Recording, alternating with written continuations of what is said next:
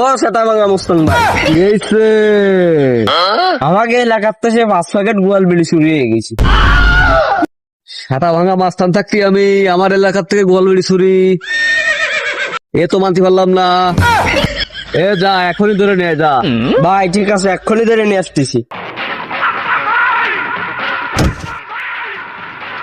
সেটা ভাঙা ভাই এসে যদি চল। এ, এবার আমি বস করতেছি তুই যা।